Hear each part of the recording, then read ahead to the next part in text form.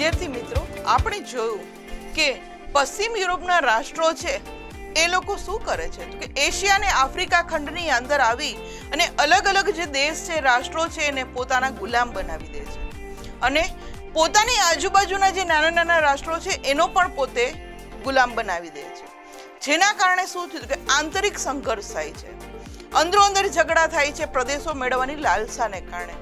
તો ચાલો હવે એના મુખ્ય કયા કારણો છે પ્રથમ વિશ્વયુદ્ધના એ આપણે જોઈએ.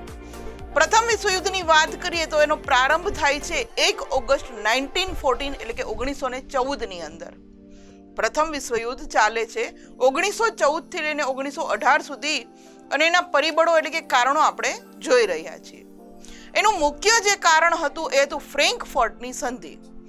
ચાલો શું છે આ ફ્રેન્કફર્ટની સંધિ એ જોઈએ. તો કે ફ્રેન્કફર્ટની સંધિ એટલે જર્મનીએ સેડાનની લડાઈમાં ફ્રાન્સને હરાવ્યું. સેડાનની લડાઈમાં ફ્રાન્સને હરાવે છે, જેથી ફ્રાન્સે સંધિ કરવી પડી. શું થયું એમાં તો કે ફ્રાન્સને સંધિ કરવી પડી એટલે ફ્રાન્સને યુદ્ધનો દંડ દેવો પડ્યો. એ ઉપરાંત ફ્રાન્સે પોતાના જે 2 પ્રદેશો હતા જે ખૂબ સમૃદ્ધ હતા એ 2 પ્રદેશો પણ એને જર્મનીને આપી દેવા પડ્યા. કયા 2 પ્રદેશો હતા તો કે એક હતો આલ્સેસ અને બીજો હતો લોરેન્સ. આ 2 પ્રદેશો છે એ જર્મની છે એ પડાવી લે છે ફ્રાન્સ પાસેથી અને પછી પોતે સંધિ કરે છે. એક તો એક બાજુ યુદ્ધ દંડ ઘણી મોટી રકમમાં વસૂલ કરે છે જર્મની, અને બીજું ફ્રાન્સના જે સમૃદ્ધ પ્રદેશો હતા આલ્સેસ અને લોરેન્સ એ પણ પોતે પડાવી લે છે. આ જે સંધિ હતી એ સંધિ એટલે ફ્રેન્કફર્ટની સંધિ.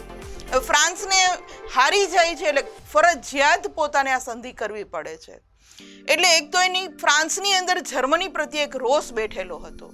આ ઇમેજની અંદર જે સેડાનની લડાઈ થઈ હતી આપણે જોઈ શકીએ છીએ કે જેમાં જર્મની વિજેતા થાય છે અને ફ્રાન્સ હારી જાય છે અને ફ્રાન્સને ફ્રેન્કફર્ટની સંધિ કરવી પડે છે. સૌથી પહેલું આપણે કારણ જોઈએ તો એમાંનું હતું એક આર્થિક પરિબળ. આર્થિક કારણ. શું આર્થિક કારણ હતું તો કે 19મી સદીમાં ઇંગ્લેન્ડે એશિયા અને આફ્રિકામાં વિશાળ સામ્રાજ્ય સ્થાપ્યું હતું. એમાં વિદ્યાર્થી મિત્રો એશિયાની અંદર આવેલો આપણો ભારત દેશ પણ હતો, કારણ કે ભારત દેશ મુખ્ય હતો. ઇંગ્લેન્ડ છે કારણ કે છેલ્લા 1608ની અંદર અહીંયા આવી જાય છે અને એશિયાના ભારત દેશની અંદર પોતાનું સામ્રાજ્ય સ્થાપી દે છે. આવે છે વેપાર કરવા, વેપારી તરીકે, પણ પોતે પછી માલિક બનીને બેસી જાય છે. એટલે 19મી સદીમાં તો શું કરે છે કે આ ઇંગ્લેન્ડ છે એ ઘણા બધી દેશો પોતાના ગુલામ બનાવી લે છે. ત્યારબાદ તે એશિયા અને આફ્રિકાનું આર્થિક શોષણ કરીને ધનવાન બને છે. કારણ કે આપણને ખ્યાલ છે શરૂઆતમાં ઇંગ્લેન્ડ એટલું બધું ધનવાન નહોતું. આજે આપણે ઇંગ્લેન્ડને રિચેસ્ટ કન્ટ્રી ગણીએ છીએ. શા માટે? સૌથી ધનવાન ગણીએ છીએ. શા માટે?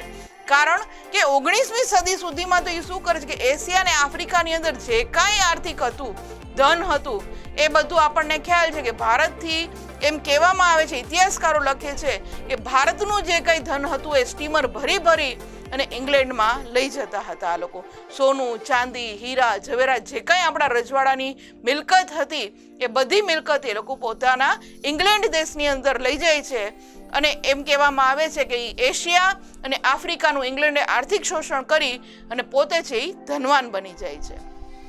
અને 19મી સદીની છેલ્લી 25મીમાં એટલે છેલ્લા 25 વર્ષ હોય છે ત્યારે શું થાય તો કે જર્મની પણ એશિયા અને આફ્રિકાના બજારો મેળવવા હરીફાઈ કરવા માંડી. કારણ કે જર્મનીએ જોયું કે ભાઈ આ ઇંગ્લેન્ડ વાળા છે દિવસે ને દિવસે વધારે ને વધારે પૈસાદાર બનતા જાય છે, તો આપણે શું કામ ન બનીએ, આવું વિચારી અને જર્મની શું કરે છે કે એ પણ આવે છે કે હાલો આપણે પણ ભાઈ વેપાર કરીએ. એટલે એ પણ આવે છે આફ્રિકાના બજારની અંદર, એશિયાના બજારની અંદર, કે આપણે પણ વેપાર કરીએ જે રીતે ઇંગ્લેન્ડ વાળા કરે છે, બ્રિટિશરો કરે છે.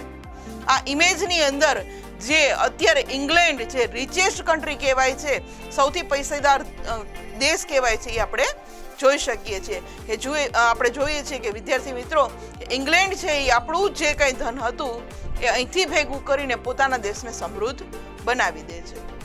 ત્યાર પછી વાત કરીએ તો હવે જર્મનીને એમ થયું કે આપણે પણ હવે અહીંયા વેપાર કરવો છે. એટલે જર્મની શું કરે છે તો કે ઇંગ્લેન્ડ અને ફ્રાન્સની તુલનામાં સસ્તો માલ આપવા માંડે છે. વિદ્યાર્થી મિત્રો વિચાર કરો કે કોઈ બજારની અંદર આપણે જઈએ, માલ એક જ સરખો છે પણ એ જ માલની કિંમત એક કોઈ છે દુકાનવાળો એ કોઈ વસ્તુને 100 રૂપિયામાં વેચે, પણ એની સામે બીજો દુકાનવાળો એ જ માલ જ્યારે 50 રૂપિયામાં આપવા માંડે, અડધી કિંમતે આપવા માંડે, સસ્તો આપવા માંડે, તો ગ્રાહકો શું કરશે? કે એ કોઈ મોંઘો માલ 100 રૂપિયાવાળાને ત્યાં નહીં જાય, તો 50 રૂપિયા વેચે છે એની પાસે જ જવાનો છે. આ તો એક કારણ છે. તો જર્મની એવું જ કરે છે કે ઇંગ્લેન્ડ અને ફ્રાન્સ જે કંઈ માલ વેચતા હતા એશિયા આફ્રિકાની અંદર, એ શું કરે કે એનો જે માલ હતો એના કરતાં સસ્તો માલ વેચવા માંડે છે. હવે સસ્તો માલ વેચે છે એટલે ઇંગ્લેન્ડ અને ફ્રાન્સના બજાર તૂટવા માંડે છે, કારણ કે એની જે માંગ હતી માલની ઘટી જાય છે. કારણ કે જર્મની બજારમાં આવે છે કે આપણે ઓછો નફો કરી અને આપણે માલ વેચશું, આવું વિચારીને જર્મની છે એ સસ્તો માલ આપવા માંડે છે, કે જે વસ્તુનો જે ભાવ ઇંગ્લેન્ડ અને ફ્રાન્સ વાળાએ નક્કી કર્યો હતો એના કરતાં ઓછો ભાવ રાખી અને પોતે ગ્રાહકોને પોતાની તરફ આકર્ષે છે. જેથી એક બાજુ શું થયું કે એક બાજુ જર્મની ને બીજી બાજુ ઇંગ્લેન્ડ, કારણ કે ફ્રાન્સ છે તો ઇંગ્લેન્ડની અંડરમાં જ હતું પહેલેથી, એટલે જર્મની અને ઇંગ્લેન્ડ વચ્ચે તીવ્ર આર્થિક સ્પર્ધાઓ થાય છે કે હવે કોણ પોતાની રીતે આર્થિક રીતે સમૃદ્ધ બને છે. આવું બે મહાસત્તા સામે આવે છે. આ ઇમેજની અંદર એશિયાના એ ટાઈપ જ્યારે બજારો હતા એ આપણે જોઈ શકીએ છીએ. બીજું કારણ જોઈએ લશ્કરવાદ. પેલું કારણ આપણે આર્થિક જોયું કે આર્થિકમાં શું હતું, તો કે એક પછી એક દેશ છે એ એશિયા આફ્રિકાની અંદર આવે છે અને સસ્તો માલ વેચવાની ટ્રાય કરે છે, જેને કારણે વધુ ને વધુ પૈસા પોતે કમાવા માંગતા હોય છે. લશ્કરવાદની વાત કરીએ વિદ્યાર્થી મિત્રો, તો પ્રાદેશિક વિસ્તાર માટે લશ્કરી બળ આવશ્યકતાને મહત્વ બન્યું. કારણ કે પોતાનો પ્રદેશ બનાવવો છે તો યુદ્ધ કરવું કમ્પલસરી હતું. યુદ્ધ કરવા માટે આ લોકો શું કરે કે લશ્કર છે એ વધારતા જાય છે ધીમે ધીમે, ઇંગ્લેન્ડમાં, જર્મનીમાં, ફ્રાન્સમાં. કારણ કે અંદરો અંદર પોતાનું લશ્કર જો મોટું હશે તો જ પોતે બીજાના વિસ્તાર ઉપર આધિપત્ય જમાવી શકે છે. ઇંગ્લેન્ડ, ફ્રાન્સ, ઓસ્ટ્રિયા, રશિયા આ બધા રાષ્ટ્રો છે એ શું કરે છે કે પોતાની સૈન્ય તાકાત વધારવા માંડે છે. કારણ કે પોતાને એવું લાગ્યું કે ભાઈ હવે યુદ્ધ કરશું ને તો જ આપણો ન્યાય થશે અને તો જ આપણે શક્તિશાળી પ્રજા બનશું અને યુદ્ધથી જ આપણે બીજા વિસ્તાર છે એ મેળવી શકશું. એટલે દરેક રાષ્ટ્ર પોતે શું કરે છે કે પોતાની લશ્કરી તાકાત હતી એ વધારવા માંડે છે. ત્યારબાદ જોઈએ તો જાપાન, ઇટાલી, જર્મની જેવા રાષ્ટ્રો છે એ ફરજિયાત લશ્કરી તાલીમ શરૂ કરે છે. એવું કહેવામાં આવે છે કે ઘણા રાષ્ટ્રોમાં એવું છે કે ઘર દીઠ એક વ્યક્તિએ તો સૈન્યની તાલીમ લેવાની છે અને સૈન્યમાં લશ્કરમાં ફરજિયાત જોડાવાનું.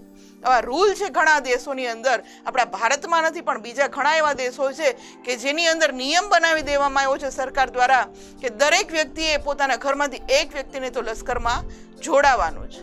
તો આવા રૂલ છે એ ત્યાં એ સમયે જાપાન, ઇટાલી અને જર્મની કરે છે કે ફરજિયાત લશ્કરી તાલીમ તો લેવાની જ છે. સ્વરક્ષણના બહાને શસ્ત્રોનું ઉત્પાદન વધારે છે. અમે અમારું રક્ષણ માટે શસ્ત્ર બનાવીએ છીએ એમ કરી અને ઘણા બધી શસ્ત્રના ઉત્પાદન વધી જાય છે. આમ લશ્કરી સ્પર્ધા ઉમેરતા યુદ્ધનું વાતાવરણ વધારે ઉગ્ર બન્યું, કારણ કે દરેક રાષ્ટ્ર પાસે પોતાના લશ્કર હતા, શસ્ત્રો હતા.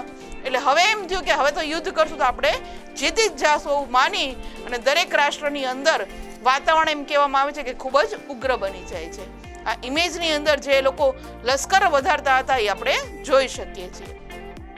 ત્યાર પછી વાત કરીએ તો જૂથબંધી અને ગુપ્ત સંધિઓ આવે છે. શું જૂથબંધી હતી? કારણ કે દરેક રાષ્ટ્ર પહેલા અલગ અલગ હતા. હવે શું થાય છે કે એકબીજા રાષ્ટ્ર જોડાઈ અને સંધિઓ કરે છે કે તું મારી જોડે, તું મારી જોડે. આપણે ક્લાસમાં એવું કરીએ છીએ ને કે ઘણીવાર એવું થાય છે વિદ્યાર્થી મિત્રો કે ક્લાસમાં બે ભાગ પડી જાય, તો અહીંયા કંઈક વિશ્વનું એવું જ થાય છે, વિશ્વના બે ભાગ પડી જાય છે. હવે જૂથબંધીઓમાં કયા કયા રાષ્ટ્રો હતા ચાલો આપણે જોઈએ. પ્રથમ વિશ્વયુદ્ધ પહેલા વિશ્વ છે બે જૂથોમાં વહેંચાયેલું. હમણાં જ વાત કરીને કે ઘણીવાર એવું થાય છે કે આપણો ક્લાસ નાનો એવો છે છતાં પણ બે જૂથમાં વહેંચાઈ જાય કે એક બાજુ આ લોકો હોય છે, બીજી બાજુ આ લોકો હોય છે. ક્યારેક કોઈ મિસઅન્ડરસ્ટેન્ડિંગ ઊભી થાય છે ત્યારે જૂથ થઈ જાય છે. તો અહીંયા વિશ્વની અંદર પણ એવું જ થાય છે કે આ બધા રાષ્ટ્રો વચ્ચે કંઈક સંધિઓ થાય છે અને એના કારણે શું થાય છે કે બે જૂથની અંદર આખું વિશ્વ વહેંચાઈ જાય છે. ચાલો કયા હતા આ બે જૂથો આપણે જોઈ લઈએ.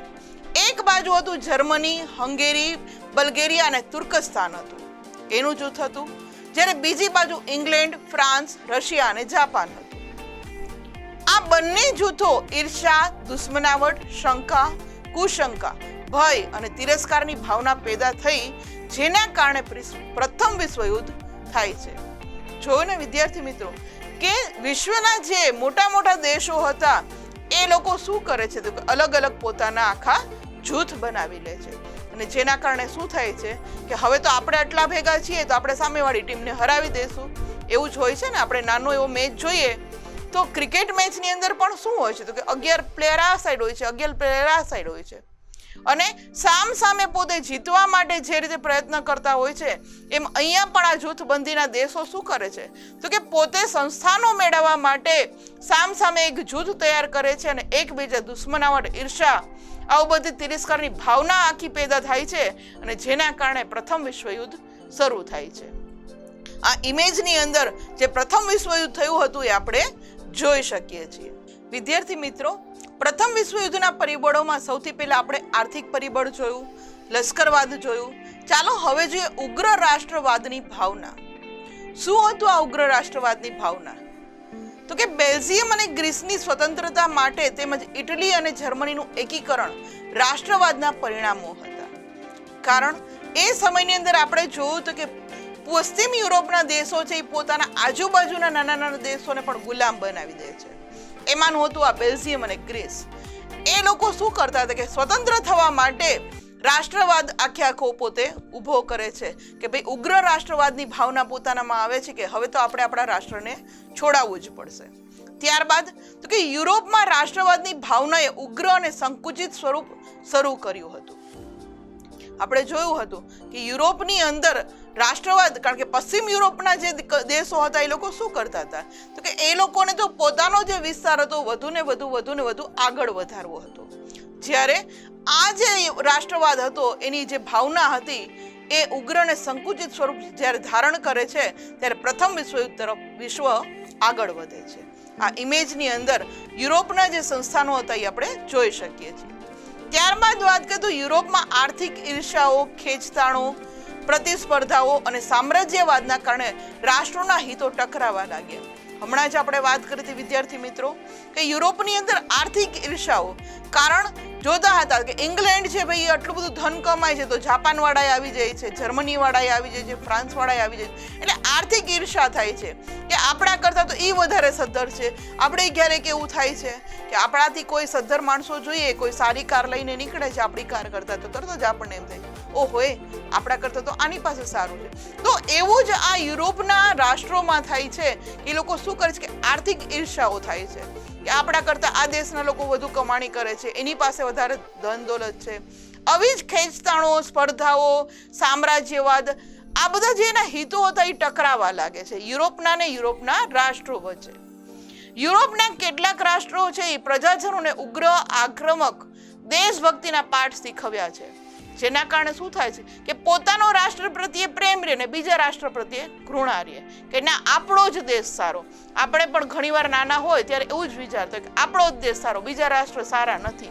પણ ના વિદ્યાર્થી મિત્રો, દરેક રાષ્ટ્રને પોતપોતાના હિત હોય છે, એને પ્રોત્સાહન મળવું જોઈએ.